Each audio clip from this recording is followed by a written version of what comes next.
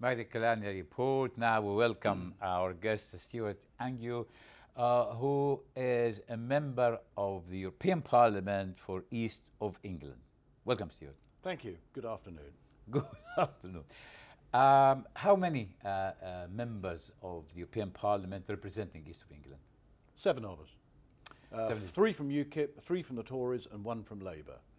So we say the East of England is more of a conservative. Definitely, definitely. I think at the general election, out of the 58 parliamentary constituencies, only about 3 or 4 were Labour. I mean, very, very few. And it's traditionally English countryside, mainly you got the...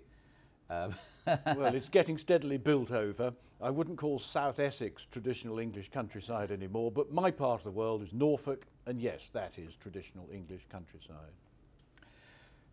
We've seen in the report on how in our Parliament in Westminster the select committees work, and the committee can send a sergeant of arms to drive anyone and come before the committee.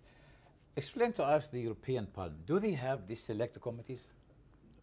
Not quite in the same way. I'm on the Agriculture Committee. There are 24 committees, I think, and our committee would have the same remit as a select committee and a public bill committee.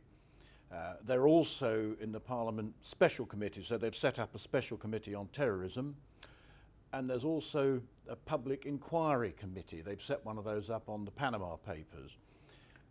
And those latter two are time limited. They all brought in and go out again, and they will present a report for the Parliament. But you have to remember that power in the European Parliament resides with the Commission. Which is an elected commission. Therefore, you see, our committees, each department has a committee and then liaison overlooks. What's the committees based on the... Well, you see, the Commission have the power.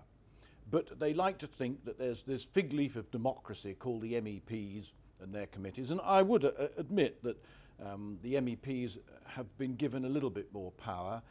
They've been given the power of co-decision over a number of different policy areas, agriculture about 10 years ago, where the Parliament have to be able to agree a position with the Council, who are the representatives of the member state governments. But it's the Commission who propose everything. In any report that's produced by a committee, the Commission will have initiated that.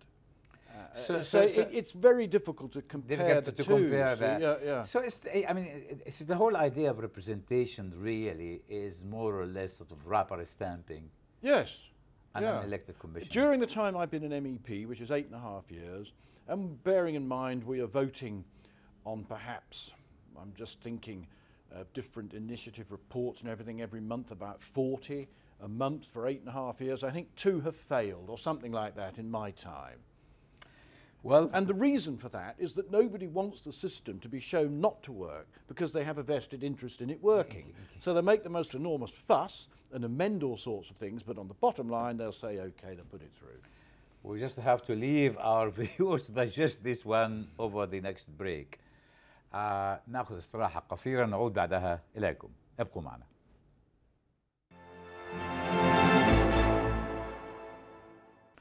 Back again to Stuart. Thank you very much for staying with us.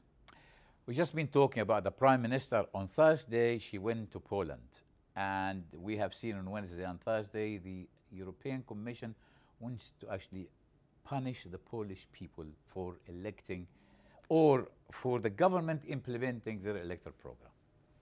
Well, that's just another example of the arrogance of the European Union. I remember they called a special debate on Hungary when I think, is it Viktor Orban was elected? I mean, that's the Hungarians elected their leader, and that is nothing to do with the European Union. The Poles have decided to elect a government which has promised to do this, that and the other, and it's nothing to do with the Commission. And I think the timing of it, what do you think of the timing? On actually make this announced actually Wednesday evening, Thursday morning, when the Prime Minister was traveling to Poland, trying to put pressure on Prime Minister May, who's about to sign a defense agreement with Poland in order to work on behalf of the European Union. Well, I think Yeah. And the thing is further complicated by the fact that the permanent president of the European Union is Donald Tusk, who's also Polish. So that just adds something into the brew. But the actual Polish people, the government, did not want him to become. No, no. So you mentioned defence. I think the EU's attitude to defence is very, very worrying. I mean, NATO has kept the peace in Europe. Apart from the war that the EU managed to start in Yugoslavia, the NATO has kept the peace very well. And this whole structure and raison d'etre of NATO is being undermined by this desire of the EU, its ego, to have an army. Is this, obviously, this idea of the army, one of the points that Lady Thatcher was adamant not to sign the Maastricht Treaty, which actually John Major signed and Tony Blair foolishly signed another one. But is it actually a strong card for Britain to play in the negotiation with the EU that our defence in Britain is the strongest defence in Europe? And the other countries in the European Union that are in NATO are not pulling their weight. They're not putting enough money into it. America is carrying the can, and I am very worried about what is happening, because we could see that possibly some of these countries in the European Union who are in NATO will say, oh, well, we're going to not contribute to NATO anymore. We've got the EU army now. And so you've got two power blocks there. It's not a good situation. Okay, so that could be a strong card in Mrs. May's hand to play. But as an MEP, can a committee, can a strong trend within the European Parliament raise this issue that's actually a waste of taxpayers' money to have this unified army? Oh, they can have a vote there, but you see, the British might be against it, but many of the MEPs there are from parties who are very favourable to the whole EU project and would like to have an army, would like to have more of an identity. Even if it's a waste of money and time? Well, remember, they are creating a country, and the country has got its flag and its anthem, and it's going to have an army for it to be able to enforce any foreign policy, and they love issuing foreign policy ideas. So that's if there was a vote in the Parliament about whether there should be an EU army or not, I think it would be carried personally, that they would want one. They would want. We're the ones who've held that up. Now we're going. Well, that's not actually a good way to spend Christmas. We're speaking about Christmas, and we have seen how not a very good Christmas for the Prime Minister because of Damian Green resignation, and again the police here exceeding its power, or interfering rather in an undemocratic way. There are two or three strands to this, aren't there? There's what you've just mentioned, and the police noticed something on his computer several years ago, but it wasn't pertinent to what they were looking for.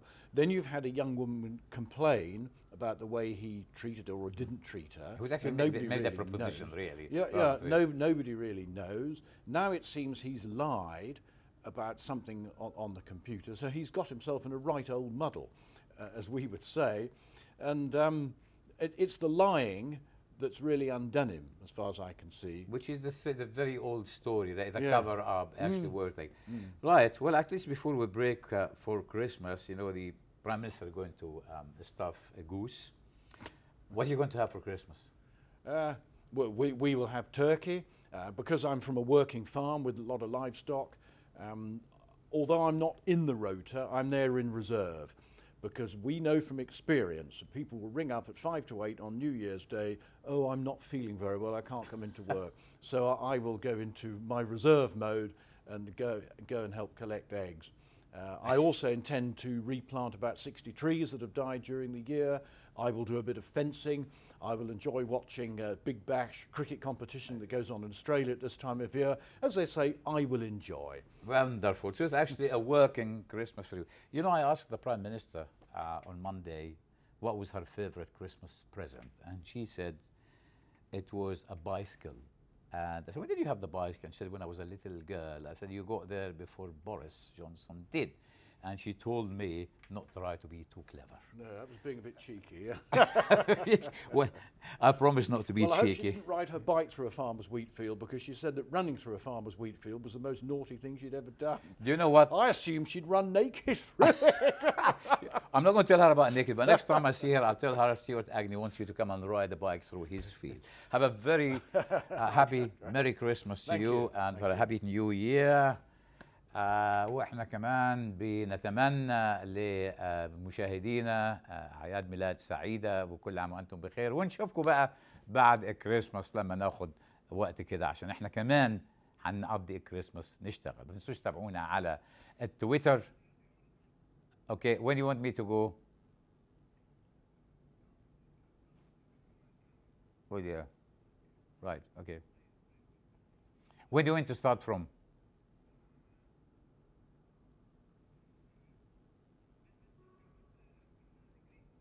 Getting the guest, okay.